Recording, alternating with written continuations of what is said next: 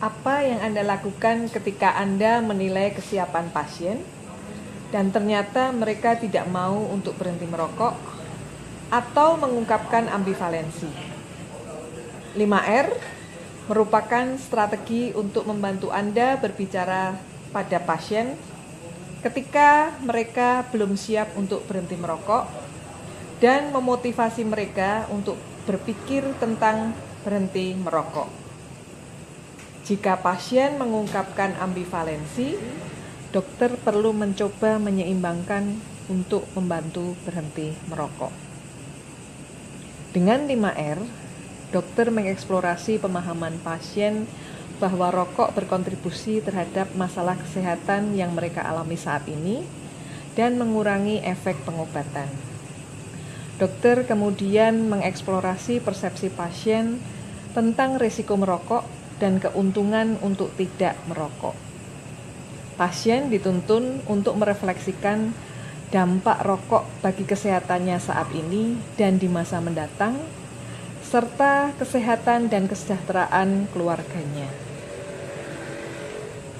Keuntungan untuk berhenti merokok ditekankan, risiko dan hambatan untuk berhenti merokok teridentifikasi. Pertimbangkanlah langkah-langkah ini dan lihatlah tindakan yang mungkin akan dilakukan. Mari kita masuk ke 5R. 1. Relevans. Identifikasi mengapa berhenti merokok relevan dengan pasien. Hubungkan rokok dengan penyakit dan komplikasinya. Jelaskan bagaimana nikotin mempengaruhi masalah kesehatan melalui contoh-contoh visual dan analogi. Pak Yanto? Iya, Dok. Bagaimana? Apa saat ini masih merokok? Gula darah saya sudah terkontrol, dokter. Saya sudah minum obat rutin. Jadi saya rasa saya sudah cukup kuat, Dok, untuk merokok lagi. Cuman sedikit kok, Dok. Rupa-rupanya selama ini Pak Yanto berhenti merokok karena merasa terlalu lemah ya.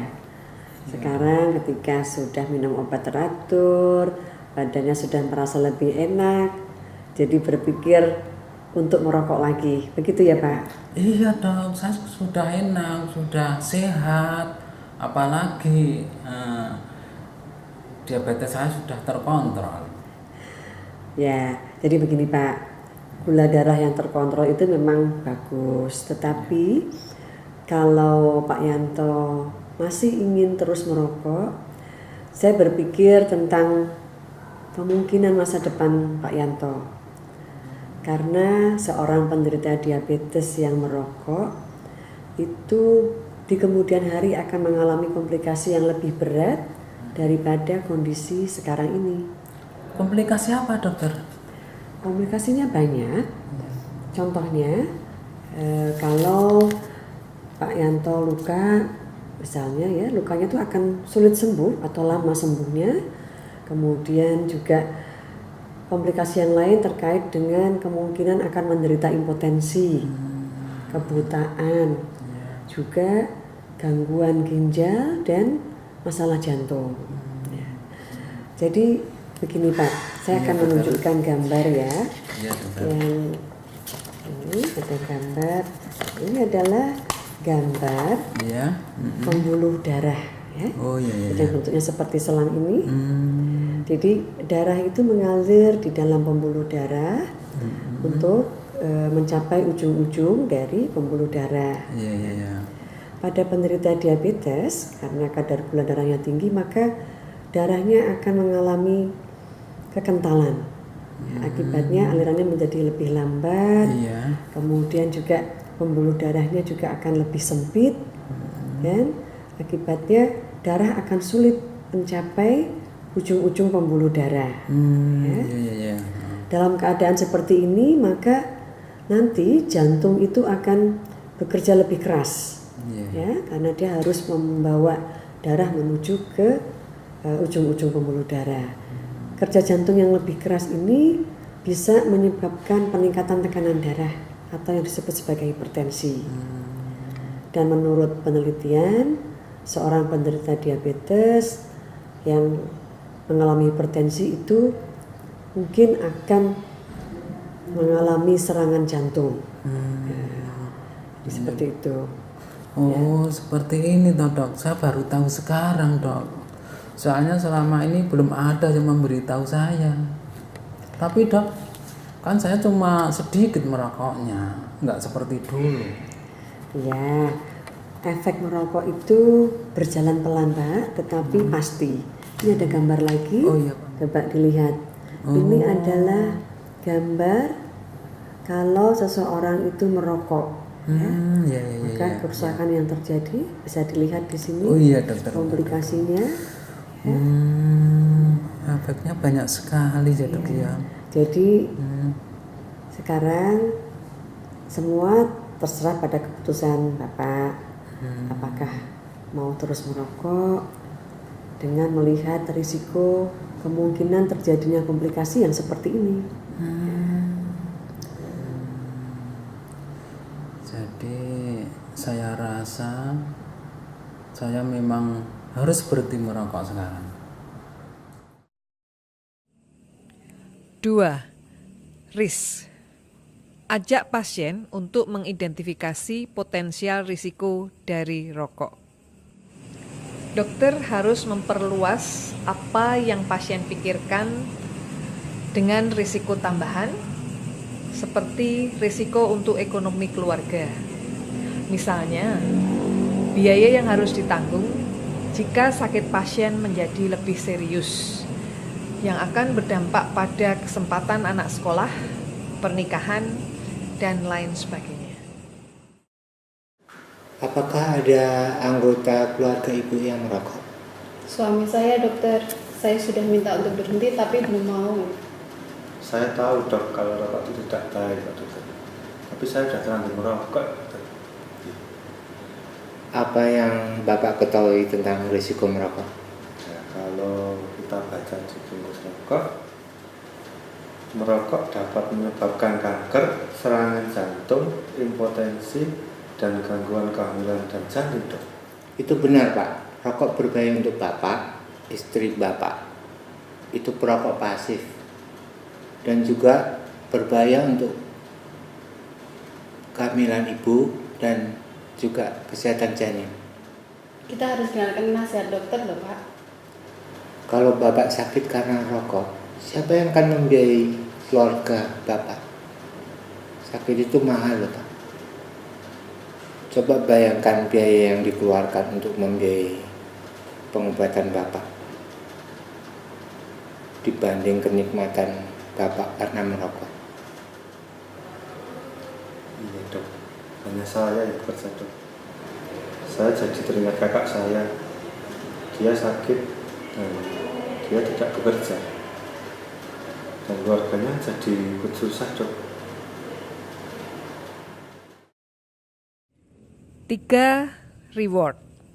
Dokter mengajak pasien untuk mengidentifikasi keuntungan berhenti merokok. Dokter mengajak pasien untuk mengidentifikasi keuntungan berhenti merokok dan memperluas apa yang dipikirkan pasien tentang berhenti merokok dengan keuntungan tambahan seperti kesehatan, istri dan anak akan menjadi lebih senang, menjadi tokoh panutan, dan lain sebagainya. Terakhir kali kita ketemu, Pak Hussein mau berhenti merokok ya. Nah, sekarang bagaimana Pak? Sudah berhasil berhenti merokok? Wah, saya sekarang kembali merokok lagi, Dok. Apakah Pak Hussein sudah pernah mencoba berhenti merokok? Ya, pernah sih, Dok. Tapi cuma bertahan 2 minggu. Setelah itu kabur lagi. Sukses tidak merokok 2 minggu itu bagus loh, Pak. Bisa Pak Hussein ceritakan waktu itu? Waktu itu dada saya sesak. Asma saya kambuh, Dok. Tapi saya jadi teringat dulu apa yang dokter katakan pada saya, bahwa efek dari merokok itu akan sangat anak maupun istri saya atau keluarga saya. Ya, kemudian itu membuat saya termotivasi untuk berhenti merokok. Dan Anda berhasil. Ya, iya dok. Ya. Nah, waktu itu apa Pak untungnya untuk Bapak waktu Bapak Husein berhenti merokok 2 minggu? Ya, yang jelas itu dada saya jadi lebih lega untuk bernapas. Kemudian tidak pernah batuk-batuk lagi dok. Dan pastinya istri saya jadi lebih senang sama saya dok. Wah, itu bagus kan Pak? Iya sih. Pengennya itu saya berhenti total untuk tidak merokok. Tapi ya gimana ya? Tapi faktanya itu susah dok. Pengennya sih tidak tergoda jika teman-teman merokok atau menawari rokok. Tapi susah dok. Dan rasanya itu ada yang hilang gitu loh kalau tidak merokok itu. Iya. Ya, tapi sekarang Bapak jadi sakit lagi. Ada gangguan nafas lagi. Dan ini sudah yang kedua loh Pak bulan ini. Nah, sepertinya Bapak perlu berpikir lagi untuk berhenti merokok atau nanti penyakit Bapak yang semakin parah Pak.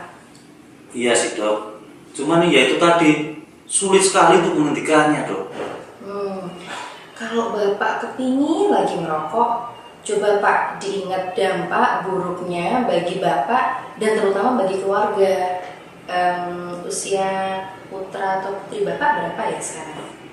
Ya, yang pertama itu laki-laki usianya 14 tahun dok. Kalau yang kedua ini sih kebetulan putri, ini 6 bulan. Yang 14 tahun ya. Nah, gimana perasaan Pak Husein kalau nantinya putra Bapak itu ikut-ikutan merokok Pak? Wah ya jangan dok, saya pasti melarangnya. Nah, apa iya Bapak bisa menasihati anak Bapak kalau Bapak sendiri masih merokok?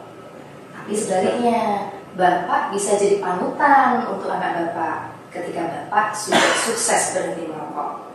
Pak Husein bisa menunjukkan bahwa Bapak dan keluarga bisa hidup sehat tanpa rokok. 4. Roadblocks. Dokter meminta pasien untuk mengidentifikasi hambatan untuk berhenti merokok dan berbicara dengan pasien tentang hambatan spesifik seperti fisik, psikologis, dan sosial. Dokter meminta pasien mengidentifikasi hambatan atau kendala yang mereka hadapi di dalam berhenti merokok dan membantu menyelesaikan masalah untuk mengatasi hambatan tersebut. Ajaklah pasien untuk membicarakan hambatan fisik, psikologis, dan sosial yang mereka khawatirkan dan pertimbangkanlah cara-cara untuk mengatasi tantangan tersebut.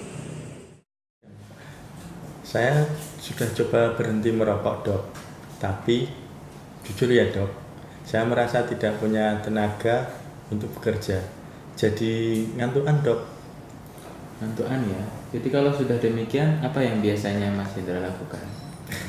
Ya saya nyerah dok, saya ngerokok lagi, jadi semangat lagi dok. Ya sebenarnya sudah bagus Mas Indra. Mas Indra sudah berusaha untuk berhenti merokok, meskipun belum berhasil. Mas Indra jangan patah semangat. Mari kita pikirkan apa yang bisa Mas Indra lakukan ketika gejala kelelahan, ngantukan itu tadi muncul saat Mas Indra berhenti merokok. Gimana ya dok ya? Nah, Mas Indra bisa jalan-jalan dengan temannya atau keluarganya. Mas Indra juga bisa melakukan kegiatan yang Mas Indra sukai untuk mengalihkan perhatian. Misalnya Mas Indra bisa berolahraga atau bermain musik. Sebenarnya dalam beberapa hari keluhan seperti ngantukan, kemudian kelelahan tadi itu sudah bisa hilang. Dalam waktu 2-4 hari, tubuh Mas Indra akan mampu beradaptasi dengan kondisi yang baru, yaitu kondisi tanpa merokok. Dalam waktu 1-2 minggu, tubuh Mas Indra sudah akan memiliki tenaga yang baru dan Mas Indra akan memiliki tenaga yang lebih baik daripada sebelum merokok. Nah, Ini ada leaflet yang bisa Mas Indra bawa pulang dan Mas Indra baca. Isinya strategi yang bisa Mas Indra lakukan apabila Mas Indra mengalami keluhan seperti kelelahan dan mengantuk. Silahkan dibawa pulang, saya yakin Mas Indra pasti bisa mempraktekannya. Saya akan coba ya dok. Saya rasa saya bisa melakukan yang dokter sarankan tadi. Bagus, kalau begitu silahkan dibawa pulang. Lain kali kita bertemu, kita akan membicarakan tentang pengalaman Mas Indra berhenti merokok. Setuju? Terakhir kali kita bertemu, kita sudah mendiskusikan tentang pentingnya berhenti merokok terkait dengan permasalahan jantung yang Bapak miliki. Waktu itu Bapak berkata mau mencoba untuk berhenti merokok ya Pak ya. Bagaimana Pak perkembangannya? Saya itu sudah mencoba dok. Tapi saat saya mau bekerja gitu kok rasanya saya pengen banget merokok dok. Ya dokter tahu sendirilah saya ini wartawan. Jadi ya rokok itu sudah kayak sahabat saya sendiri. Saya senang mendengar Bapak sudah mencoba untuk berhenti merokok. Sebenarnya keinginan untuk merokok itu hanya selama 2-3 menit pertama. Nanti akan berkurang. Saat keinginan untuk merokok itu muncul, Bapak bisa mengalihkan ke aktivitas yang lain. Misalnya saja permen karet. Bapak masih tetap bisa kok menulis dan berpikir jernih tanpa rokok. Mungkin perlu waktu Pak. Tapi rokok itu juga pengurang rasa stres saya loh dok. Saya bisa rileks dengan rokok itu. Kalau merokok Bapak bisa rileks selama berapa menit Pak? Lumayan, sekitar 15-20 menitan gitu dok. Hanya 15 menit ya Pak ya? Berarti rokok bukan penghilang stres yang baik Pak. Bayangkan saja, apa Bapak mau minum obat yang kerjanya hanya 15 menit? Padahal obat itu sangat berbahaya bagi kesehatan Bapak. Lain kali kalau Bapak ingin merokok, Bapak bisa beristirahat sebentar, tarik nafas panjang, atau kalau perlu jalan-jalan keluar ruangan. Istirahat bisa menghilangkan ketegangan dan stres. Ini dok, sudah seminggu ini saya sudah lumayan berhenti tidak merokok lagi. Tapi ketika saya kumpul sama teman-teman saya yang notabene mereka semua adalah perokok, mereka terkadang mengejek saya. Tetapi sebagian dari mereka juga terkadang bertanya pada saya alasan saya berhenti merokok itu kenapa. Begini Pak, Bapak bisa menjelaskan ke teman-teman Bapak kalau dokter menasihati Bapak untuk berhenti merokok karena kesehatan Bapak. Kalau misalkan mereka teman-teman sejati, pastinya mereka juga akan peduli dengan kesehatan Bapak. Sekarang kalau misalkan ada teman-teman Bapak yang ingin berhenti merokok dan minta dukungan kepada Bapak, Bapak akan mendukung dia atau malah mengejeknya? Kalau dalam posisi seperti itu, saya akan mendukung dok. Mungkin saya akan mencoba untuk menjelaskan pada teman-teman saya mengenai saran dokter pada saya. Oke, beberapa pasien saya yang sukses berhenti merokok memberitahu saya kalau teman-temannya itu malah menghargai dia karena dia mau mengikuti saran dokter untuk berhenti merokok. Bapak juga bisa bilang pada teman-teman kalau Bapak butuh dukungan dan motivasi untuk bisa berhenti merokok. Kita bisa diskusikan hal ini pada pertemuan berikutnya ya Pak. Iya, terima kasih dok. Pada setiap contoh video singkat, dokter mendengarkan pasien dan mengeksplorasi hambatan yang mereka rasakan dalam berhenti merokok. Dokter kemudian membingkai kegagalan yang dirasakan pasien dan memberikan informasi agar pasien berhasil dalam usahanya berikutnya. 5. Repetition. Ulangi intervensi setiap kali bertemu dengan pasien. Tanyakan tentang apa yang terjadi, apa yang pasien pikirkan tentang risiko dan keuntungan merokok, serta menyediakan strategi untuk mengatasi hambatan. Sangat penting bagi dokter untuk mengulang intervensi singkat setiap kali bertemu dengan pasien. Hal ini memperlihatkan betapa pentingnya berhenti merokok bagi pasien. Dan sebagai pengingat agar pasien mencoba berhenti merokok kembali ketika usahanya belum berhasil. Jika pasien telah berhenti merokok, dokter perlu menekankan pentingnya tetap berhenti merokok dan memberikan umpan balik positif terhadap usaha pasien tersebut. Susah dokter, saya hanya bisa berhenti 3 hari. 3 hari itu bagus loh Pak.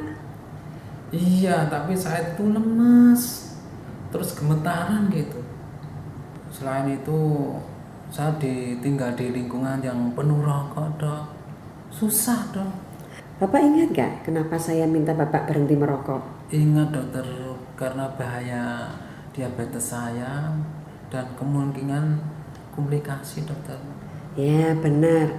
Kalau istri Bapak mendukung gak? Ya, dia senang sekali dok kalau saya berhenti total. Ya berarti kan dukungan sudah ada. Bapak juga sudah tahu risikonya kalau terus merokok. Bapak tinggal berusaha untuk berhenti merokok ya. Gejala-gejala seperti lemas, gemetar itu kan normal. Kita sudah pernah bicarakan itu ya Pak? Iya dok, beberapa hari hilang. Dan saya masih ingat apa yang dikatakan dokter dulu. Tapi tetap saja dok, susah. Jangan nyerah pokoknya, coba lagi ya. Ini kan demi untuk kesehatan Bapak juga keluarga. Kalau keinginan merokok itu datang, Bapak ingat-ingat apa efek buruknya. Saya yakin Bapak pasti bisa. Dan saya juga akan terus mendukung dan mengingatkan setiap kali Bapak datang ke sini supaya berhenti merokok.